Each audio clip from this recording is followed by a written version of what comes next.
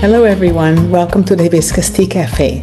Today we're going to talk to my guest Lupita, who is a holistic business strategist. We're going to explore how entrepreneurship intertwines with physical, emotional, and spiritual well-being, especially for women entrepreneurs who started their business later on in life, and those who started their business before or after COVID, and maybe those who had to start all over again.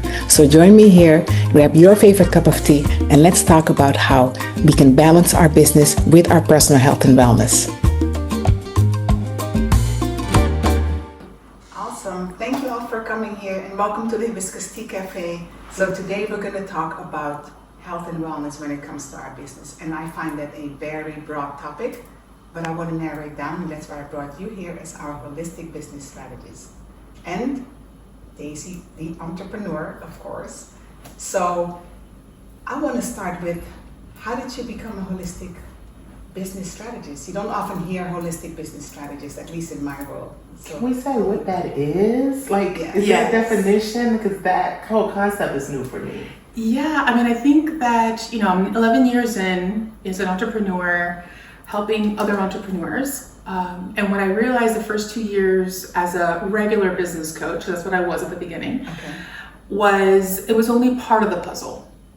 And during those 2 years, I went through burnout. I went through all different types of like survival mode, nervous system, like overcapacity. And that just means saying yes to everything. That's the way I like to say it. It's like you say yes to everything. And a lot of that comes from your upbringing too. Like my upbringing, it was my parents were amazing, but they never stopped. They were always working. So after 2 years of just, I really love entrepreneurs. I love focusing on the strategy. My background is in the nonprofit world. I worked in advertising. So that wasn't, unusual for me.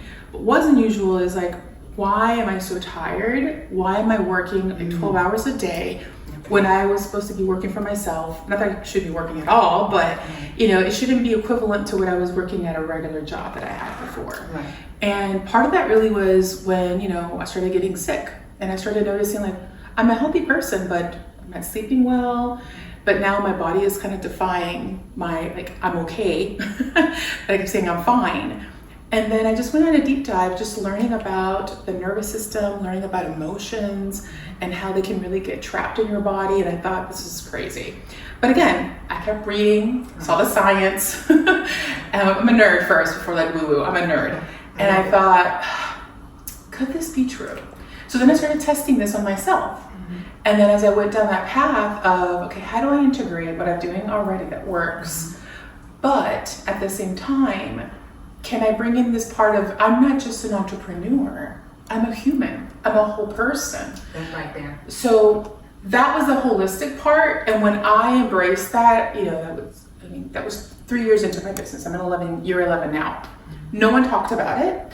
Or if they talked about holistic, it was like herbs or salves, right? Nothing wrong with that either, but that wasn't what I did. So when I went down that path, so then I had to explain, okay, what do I actually do? What's my method? What's my framework? A lot of it has to do with mindfulness. A lot of it is meditation. A lot of it is like just, what state are you in? One of my favorite questions to ask my clients is when they tell me all these great ideas that they have, I'll ask them, okay, thank you for sharing. What is your capacity? What is your capacity mentally? What is your capacity emotionally? And then now let's look at your calendar. Like all these different components, like you can want to do, 10,000 things, but if you don't ask yourself that question, and sometimes, because I think the type of client that is attracted to me, because this is how I am too, is like, I love to do everything all the time. And the clients that I work with, I never say to them, stop everything, or like go in timeout. It's more about, let's see the capacity. Let's see what season you're in. And that's the holistic part, because I think that it's happened more than once when I ask those questions. It's kind of like, if they've never heard those questions, and I get it.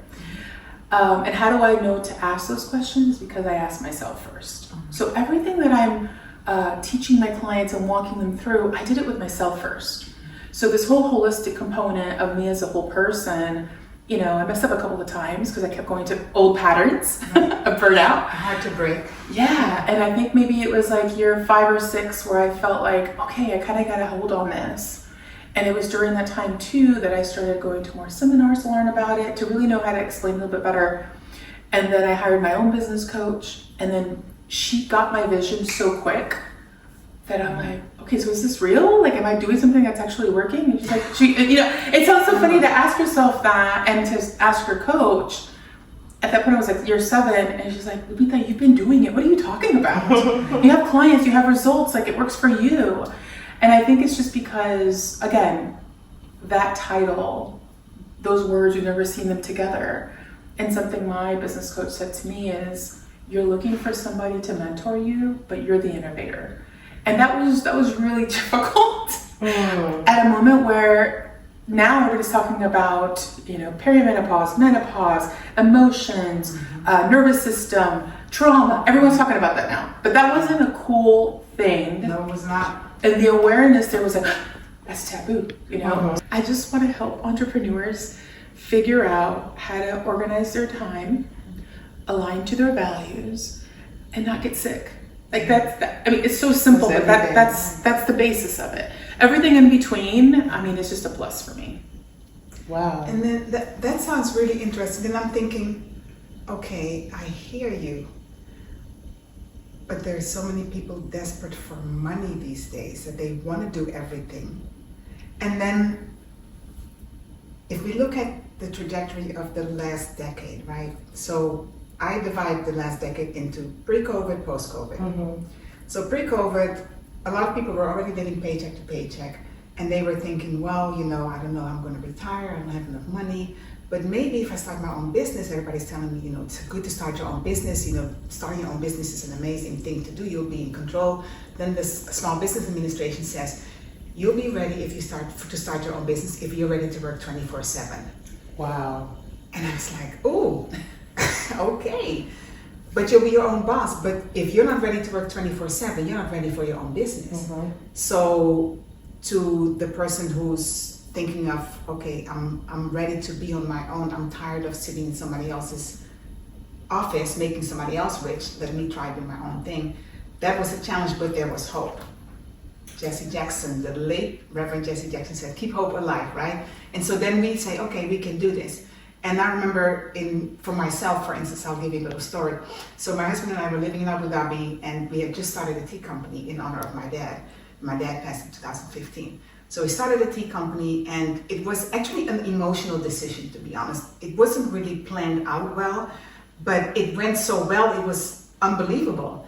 We were the first African Americans and expats to get a contract to display our tea in the Sheikh Zayed Mosque, which is the largest mosque in the UAE.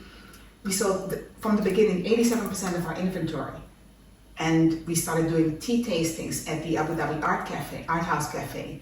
The owner, Sheikh Al-Mutawa, told us we could do tea tastings every Wednesday, and everything went so well. And we met Emiratis, we met all kinds of expats, all kinds of people from different places of the world. It was just amazing, and we were on a roll, and then COVID hit. So now COVID hit, and we're watching TV, and we're thinking, oh my gosh, it's time to go, because we'd already been there 7 years. We knew that at some point we needed to go home, but we just hadn't planned on when. But when COVID hit, everything became real, because the idea was, okay, if something happens, nobody can get to you. So my sister had come, my daughter was here, and we decided it was time to go home. So now it took 3 months to leave. We had to pack everything up, and the challenge was to pack up the business. So when we packed up the business, came here, and then we had to start the business all over again. And I had not done that business in the United States. So the other challenge was also that everything that I had was from small farms, from Thailand, from Sudan, from Egypt, from Turkey, from Rwanda. And so here I am in the United States, now I have to start over again. And I'm an entrepreneur, but I have no strategy. So we decided, well, because it's COVID, we took our tea tasting online, and that went very well. People just found us, and they wanted to do tea tastings, people wanted to be uplifted, and the tea tasting wasn't just a tea tasting, it was also talking about health and wellness, how it's good for you, but we also talked about gut health, we talked about all the things that I love to talk about in public health. So we started to get back on our feet, and then we realized that that's actually not going so well.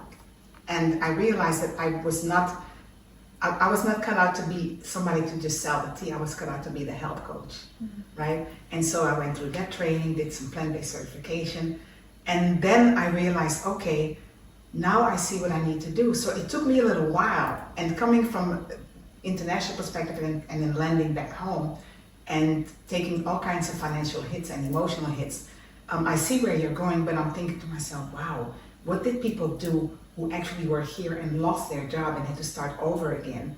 You know, they didn't have the luxury of having things in place. Like I sort of had I had things in place, right? Even though everything wasn't planned. But I wonder for the woman who said, okay, I have my family, I'm concerned about my kids, now I have to teach them at home because I have to do homeschooling. So maybe it's better for me to start my own business because then I can be home. How do you combine all that and not become so overwhelmed that your health takes a big hit, right? And that's where I think it's so interesting to say you can't compartmentalize health and business. You have to do the whole thing. But how do you do that? Where do you start? I think, what you just shared is so instrumental. It's part of our DNA as an entrepreneur. Because you were able to start in a space in a different country, right, with a certain model. Yeah. And then you moved. Then you had to adapt, you had to shift, you had to pivot. And you had to figure out another country. Yes. And you had to figure out, okay, now I'm going to be online. Yes. Which I'm sure that was in its own challenge. Yes. And then from that point, you discovered a deep appreciation and passion beyond just tea. Yes. Right? You have to help others. And I think this is a point where, as I'm hearing your story, I'm like, I see why you've been led where you've been led. And this is why I know that being an entrepreneur is a part of your DNA. Now, entrepreneurship is not for everybody. Right. So people may be like, everybody can? Listen, everybody can try. Right. And as you mentioned before, the SBA was saying like you have to work your business 24 hours a day. And I think that is an expectation of leading us into a space of being in shackles because you don't know your identity. And I think it's so important, even as an entrepreneur, what type of entrepreneur do you want to be? Yeah. Because that in itself is your own identity, right? So coming back to what you were saying of, okay, I was here during that COVID time.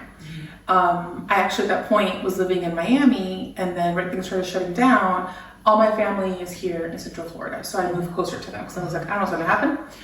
Right. So just as you mentioned, like even I needed to pivot in my own business, right? I was doing in person, I was doing things virtually, workshops, things like that. So I think that even in your own journey of you were here, then you went online, then you discovered a deeper passion. I think some of that really happened during COVID. It was really interesting because, those that were working in an office before and they had to commute and go, now the kids couldn't go to school, right? Now they had to figure out, okay, who's homeschooling? I like being home with my kids, but not all day, you know? Right. And then there are other moms and caregivers that are like, yeah, I love it. I get to see them all day. So it was like 50-50. And so I think the ones who really excelled were the ones that hopefully they had a bit of a support system around them. That even when they had a support system, maybe it wasn't childcare 8 hours a day, but maybe now they were working from home 4 hours, right? They could clock in, then they could be a mom or a caregiver during the rest of the time of the day. And then during that time, they probably started thinking, some of my friends did as well, who later became entrepreneurs. They were like, why am I clocking in and clocking out for this? Right. Where now I see that I actually have a little extra space because I'm not commuting for an hour there and an hour back. Now I'm discovering that I love to make jewelry. Could I really make jewelry and make money? I don't know. And then that was also the time where everybody was constantly online now. They were on TikTok, they were on Instagram, they were doing lives, which was unheard of before. And people would just set up their camera and be like, hi, so today I'm going to be making these new earrings. I mean, at that point, it was so long ago, but at that point, I wasn't the one making those videos. I was, as a business coach, I'm like, this is genius. Right. You know, you're having your business in your living room, in your Yes. bedroom if you want. Exactly. And then, you know, people were like, you know, kind of like stylizing one corner. Right. And the rest of the place was like so dirty, you know? And then that was also the time where people were, okay, I'm going to talk to you how I make these earrings. People would be commenting, I love to see you make them, but do you sell them? Do you sell them? Right. And they weren't thinking, I'm going to sell. Right. In the beginning, they're just thinking, I have nothing better to do. This is fun. Right. I'm making the making jewelry. So some of those entrepreneurs didn't know they were going to be entrepreneurs until they had the time.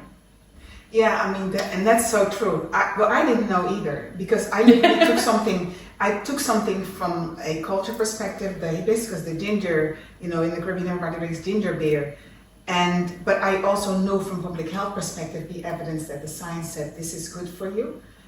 And then really the way that it started was at my father's memorial service in Suriname, all the way in South America. We're drinking hibiscus, we're drinking ginger beer, and I'm taking some of it frozen back all the way to the Middle East. Mm-hmm. And I'm in the Middle East, I'm in Abu Dhabi, and I'm at the grocery store, and I'm like, wait a minute, is that hibiscus? Carcade? That is, oh my God. And I called my cousin, I'm like, Patricia, guess what? The stuff that you gave me, they actually sell it here. So then I began drinking it and taking it to work at the university. And then my students were asking me, Dr. Ludmilla, what are you drinking? And I said, Carcade. And they said, oh, you know, we drink that during Ramadan, but we don't like it. I said, but if I make it, you'll like it. And next thing I know, we're having tea time in my office. And then I'm having students asking me, can you make this for my wedding? Can you make this for my engagement party? And then I was taking it to our Bible study for the Christian church that we were attending. And they were like, you got to bottle this. And I had no clue. And literally, I was praying and praying. I'm like, God, what am I doing here? What am I going to do? But everybody just loved it. And he said, you can sell it dry. Literally one morning, you can sell the dry tea. You don't have to bottle it. Because I'm thinking, I'm in another country. I don't want to go through all of that. But I learned so much. And so I got with a nutritionist, you know, learned how to send everything to the Abu Dhabi health department for testing. Got with one of my neighbors, who's from Thailand. She's a movie producer in Thailand. She knows some small farmers in Thailand. Got with my other neighbor, with my other colleague who told me about that Sudan is the largest exporter of hibiscus in the world. Wow. And then found another lady who was working with a small farm in Rwanda for tulsi, holy basil, and lemongrass, and green tea, and white tea. I didn't even know that was cultivated in Rwanda. I knew that in Kenya they did tea, but I didn't know that in Rwanda they also cultivated tea. So that's how I started learning about the different tea farms, and I just got so involved in it, and I began to do more research and started writing some papers on it. And I'm like, this is insane. This is really amazing, but I got so excited. And then one of my students, Dr. Ludmilla, guess what? We can get into the Abu Dhabi Tea Cafe. You can start doing tea tastings. And I'm like, really? And I mean, I'm telling you, everything just rolled. It was like, it was so almost effortless. And I'm saying that humbly. But that's why I recognized that, you know, the planning that people say that you have to do for the small business, that wasn't there, but I didn't realize that until we had to move back home. Oh yeah. You know, so, but it's literally, it was pulled out of me without me knowing. I didn't plan on doing this, but I wanted to do something in honor of my dad. And when my dad passed, I cried for almost a whole year, and I was like, I need to do something in honor for my dad. And that's how it started. That's why I was saying it was an emotional decision. But I can imagine people during COVID making also sorts of emotional decisions, because on the one hand, you're not used to staying home with the kids. Now you're home with the kids. Listen, as quiet as it's kept, you're not used to staying home with the husband. Oh, let me tell you, there are so many stories about that too. Yeah. So I've heard so many stories about it, and I had to laugh. So I was like, wow, that is amazing. But people had to really reinvent themselves, yes. Right? They had to reinvent themselves without any training, without previous training. So I really commend anybody who started their business during COVID. I really do. It was a special time. It was a special time because it pulled out all kinds of creative juices. It pulled out things about our identity that we did not know.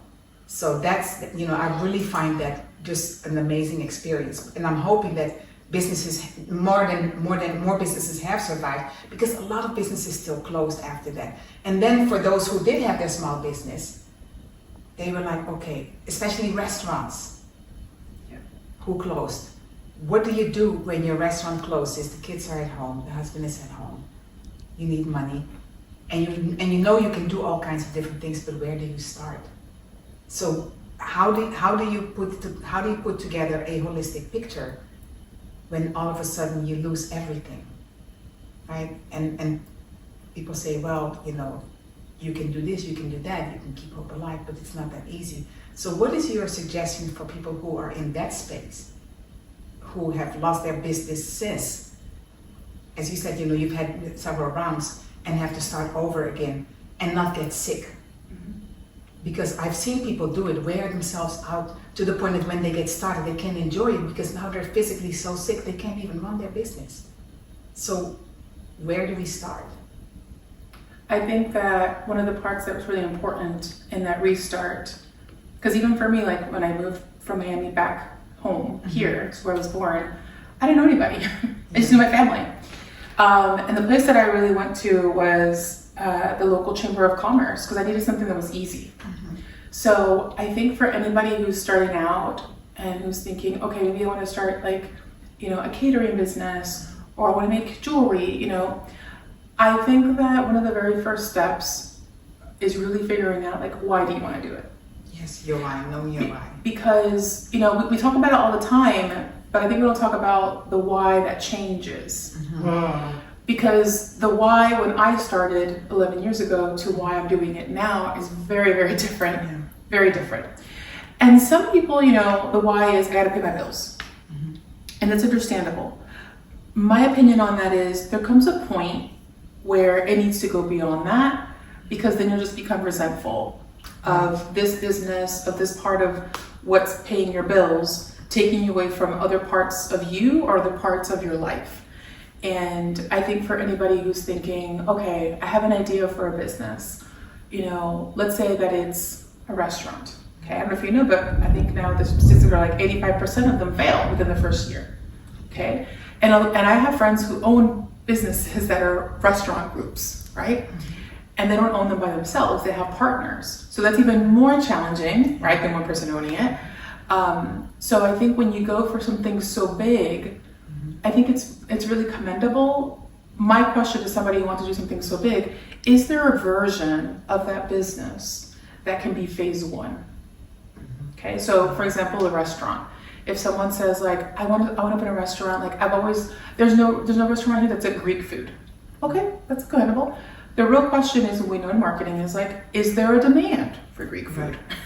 Okay, you may love it, nobody else loves it. Right. Okay, maybe nobody else knows what Greek food is. One of my best friends is Greek, so I better know, right? I better know. So that, you know, supply and demand is a real thing. Right. Now, there's that whole concept of, you know, if you build it, it will come. They will come, right? I think, you know, that you have to have something that is so niche, to get people's attention. I'm not saying it's not possible. It has to be very specific. It's a big risk. It really, especially when I think about the food industry. So what I would say to anybody because I have a lot of friends who are like food lovers. I love food too. You know, if having a restaurant is the ultimate goal, I would think phase one is, how about I just start off with catering? Or I start off with meal prep. What are the licensing and permits that I need? What if I do love just Greek food? What if my food is a Greek catering only, meal prep only with like healthy food? Like, you could have so much fun there. I really think that if you as an entrepreneur can't scale it down, then you can't scale it up. You really can't scale it up. Because anyone can borrow, hopefully, maybe money from the bank, and find a place to lease, hire waiters and cooks, but you're getting all this overhead, but you don't even know if you like cooking Greek food. Or maybe you're not cooking it, but you're running the show. Do you have a chef that you trust? You know, there's all these questions that you have to ask yourself, and I think that as entrepreneurs, we can get ahead of ourselves. And I don't ever want to stifle an entrepreneur and say, well, you want to have this big restaurant, like start so small. But I think it's the opposite. It's not that I don't want you to have big dreams. It's what can you start with that is at your reach, you know? And that's something really beautiful I will say that I've noticed ever since, you know, post-COVID is this huge like sentiment around crowdfunding. You know, crowdfunding, whether it's like, hey, I'm launching my new meal prep, you know, anybody need any food for after work? And you just post it on social media, you know, people are like, I'm hungry, you know, and random people, you know? Yes. So I think when we try to go so big, but we haven't even tried the concept at a smaller level, you know, we're actually leaving out a really important part of the market, which is who can help me here locally first. I'm very much of an in-person person when it comes to networking and the clients that I've met, because I think, you know, post-COVID, we were so disconnected physically and in spaces, maybe even fear was in the middle of it. And then now we're like, yes, you can go in the same room with people. Right. You're like, how do I talk to them? Well, you know how to talk to people, you know, but it's just, how do I go back into that space? Right? And so I'm giving an example of a restaurant. It seems like a pretty big idea, but it could be somebody who wants to open a consulting firm, you know, who says, I love working with painters. I used to be a painter and they don't know how to do budgets. They hire the wrong people. You know, that could be you as an entrepreneur. Like, I want to have a painter consultancy. I haven't seen it. Doesn't mean it doesn't exist. Right? So, and with that, maybe you don't have to have so much overhead of hiring staff or location. But I think, again, that type of entrepreneur, do they know how to manage their time? Do they know what the need is? Like, if you go into a space with a lot of painters, not only can you speak their language, but what is something that is really kind of like a pain point that only you would know? And you can do it in a way that's uplifting. Right? Okay, so I'll give you an example. So for me, I work with entrepreneurs, and you won't ever hear me say to an entrepreneur, like, you need to stop working so much, you look really tired. Okay, maybe you do look tired, but I also know by me telling you don't work so much, you're gonna look at me and like give me a smirk of like, if I don't work, I don't eat. Like, what are you talking about, right? So even though that premise is true, you shouldn't work so much, how I reframe it is I more so find out about like what makes that person tick as an entrepreneur first, right? And usually I can find out once I have a conversation with them. And then from there is where I get to find out, okay, so you're telling me you work 7 days a week. You're telling me you have a family. You tell me that you want to have dinner with them, but you don't get to have dinner with them. How can we kind of adjust your schedule a little bit where you can have dinner with them once a week? And there's usually a little bit of pushback. Like, well, I don't know if I can do it. I'm like, but you just told me that's really important to you. So what if we could figure out a way? So that is very different than me just calling something out and that person's gonna get defensive, right? And so I think that part of an entrepreneur who helps other entrepreneurs, you know, it's taking me time to get there, right? But again, I really think that what happened with your journey and is still happening now is, as an entrepreneur, if we're not open to evolving, and we're not open to new opportunities that help us to grow, there's going to come a point where we become very stagnant. I think so. You know, one of my friends, Virginia Russell, if you're listening, Virginia, I love you much. She has an amazing business where she does laser wood art. So she carves all my trivets and placemats out of wood. And we were talking one day about, you know, starting a new business, and she was talking about the idea of, during COVID, some people were concerned that if they sat home and didn't do anything, that, you know, your mind just goes, right? And as we age, you know, a lot of you hear a lot of people say, you know, I'm worried about, you know, getting dementia, I'm worried about brain fog. Some people think it's just part of age, but it's not true. But I also think that being able to keep yourself going in a positive way, with the concept of taking care of your health as well, that it's, in a holistic way, it's healthy to continue to learn about yourself, to continue to recreate yourself, to do different things. So when people ask me, you know, when do you think you're going to retire? I don't think about that, because I love what I'm doing, but I also love learning. So I also see the opportunity of always learning something different. And I think that in itself is healthy. It's also uplifting. It gives me that boost. And at the same time, I'm also able to share those experiences with others. So I see myself as not just being able to coach somebody in health, but also in a holistic way, in saying, hey, you know, if you're concerned about your mind, then find something to do that will help your mind to keep going instead of just saying, well, I don't think that that's possible for me anymore. And so I love that phrase, keep hope alive, that Jesse Jackson always said, because we have to keep hope alive and continue to find ways to keep going.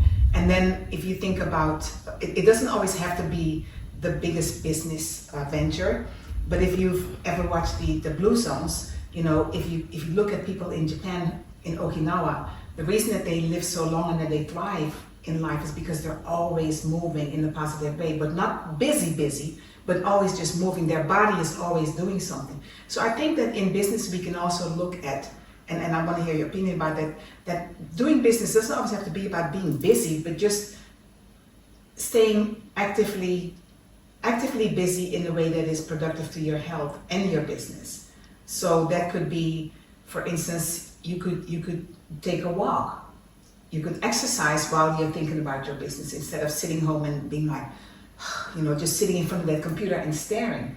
And one of the things that I learned from COVID was, okay, everything's shut down, but you can still move.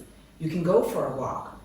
And it helped me physically to stay fit. And then when the gym opened up again, to go and do some exercise. And you can still have some thoughts about your business, but it doesn't have to be sitting down all the time. And I think that in itself helps us to physically work on our health while mentally we're continuing to keep those creative juices flowing so that you don't feel like your brain is not going anywhere, right? So you don't have to sit there in the coloring book trying to make sure you can actually do something. So, yes. But I also want to give Daisy a chance to speak about her experience, because you've had an interesting experience as well. I've had quite a few interesting experiences, but I love the concept. You know, I was saying that it was new for me to hear about holistic, how did you word it? Holistic business coaching. Business coaching.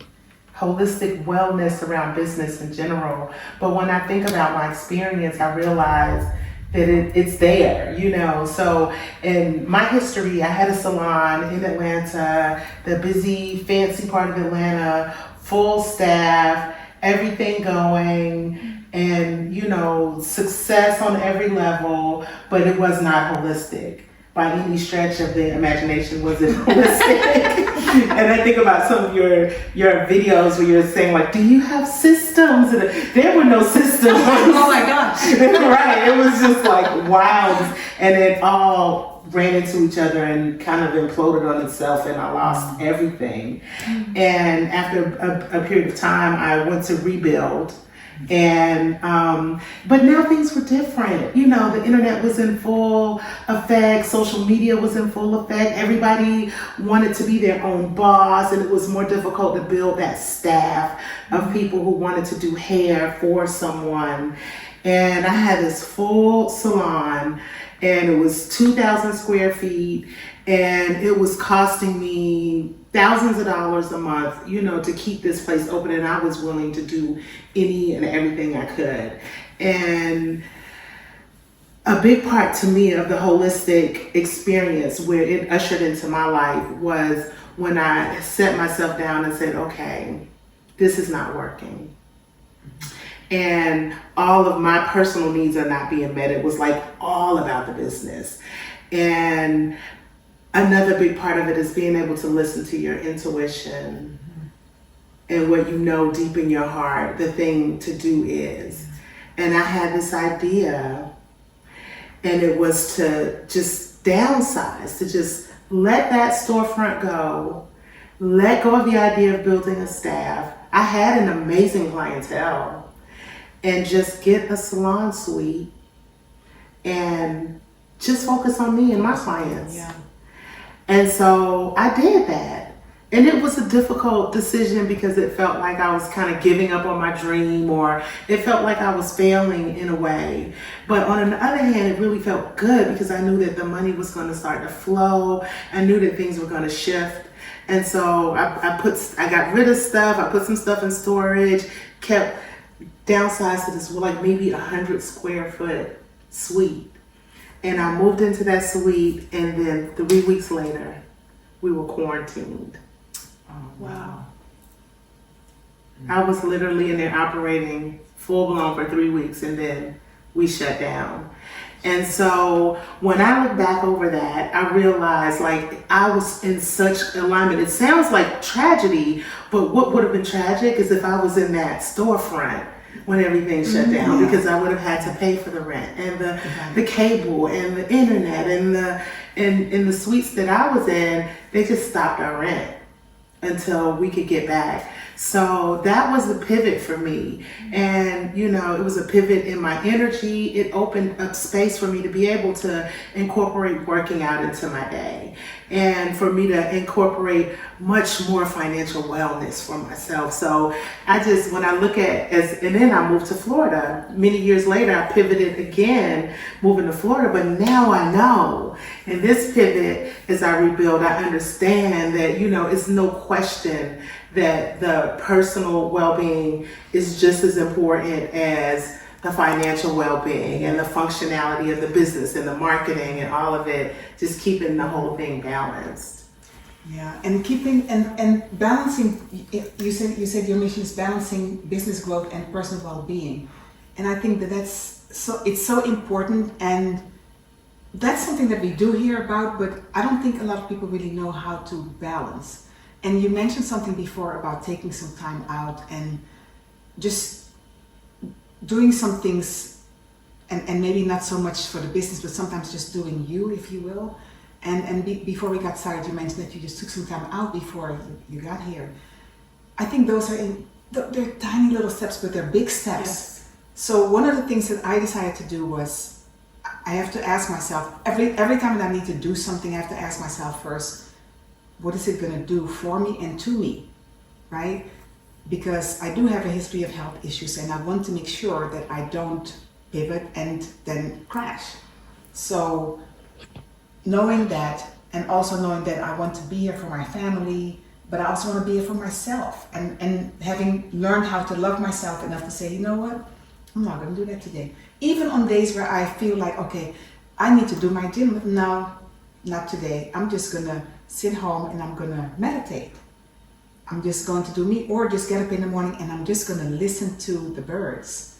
You know, I'm just going to sit with my cup of tea in the sunroom and just be quiet. Those little things have helped me tremendously to be able to then have a full productive day, and then also being able to plan things, which I didn't do before. But now I have one day of the week for admin, different days of the week for different things. And if it doesn't work out all the way, I don't beat myself up as much as I used to.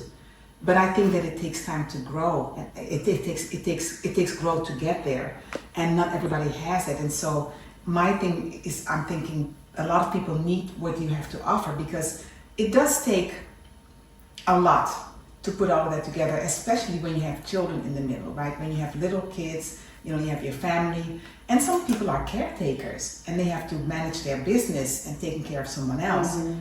You know, so yeah, I do think that it's important what you're doing. The holistic idea of putting business together, balancing business and your personal well-being is so important, because when we talk about, you know, health and wellness, we're always talking about either physical health, going to the doctor, having access to care, having access to medication, you know, or being able to go to the gym. And it's just not about that. And then, you know, maybe we'll talk about what we eat, but there's so much more to it. And even for people who don't work for themselves, finding that time to say, you know, I come first, not my boss, but I come first. Because putting your boss first every time also builds resentment, right? Yes. You know, recently we had a loss here in the community, a very young person, and you know, sometimes you wonder, you know, they haven't been able to do something for themselves, but they gave all their life to someone else. So I'm all for, you know, doing you first. And this brings another thing to mind. When I was working on Capitol Hill, Congressman Jesse Jackson Jr., he used to give his staff time off to go to the gym. And he used to give them extra time for vacation, because he said, if I work you to death, you're no good to me. And I wish that more people would do that more employers would understand that I can keep working you and not give you any vacation time or barely vacation time, especially if you're new on the job. But what good is that for the job? You know, I'm just wearing you out. And you don't even have time for your family as long as you're making me money. And that I think that's something that we have to we have to change and make more people aware that even if you have such a job, you have to figure out a way to make time for you and love yourself enough to put you first. Because if you don't put yourself first, you can go make that paycheck. Yeah. But the kids won't have you long enough. And in a meaningful way, because a lot of times when we say we're putting ourselves first, we can conflate the issues, right? Like we could be at the spa or at the brunch, you know, having mimosas, when really the thing you need to be doing is tending to the wounds, right? So like really just showing up for yourself in a meaningful way. I wanted to ask you, do you think that it's more difficult to have a holistic approach with your business or with business coaching for someone who works for someone versus someone who is an entrepreneur? I think that the entrepreneur will always outwork an employee. And I've been there, I've been an employee and I'm an entrepreneur. And I think the reason behind it is, as an entrepreneur, it's your business, it's your passion. Now, there are some rarities where someone who works at a company, let's say their goal is to keep, rising into these ranks. Maybe they want to be a CEO one day, or right now they're a marketing director. So I could see someone like that, being that hard worker. But I want to believe that when they hit CEO, if they're that like structured to get up there, they might eventually say, I want to be an entrepreneur. Because if you're so gung-ho to go up there, I feel like you then reach a ceiling at CEO and you're like, maybe I want to have this kind of business, So eventually, my opinion on that is like, if you are that kind of person as a worker, you're going to be an entrepreneur. And then you're like, I want to work for myself, because when I can work for myself, then, okay, I can kind of overwork myself too.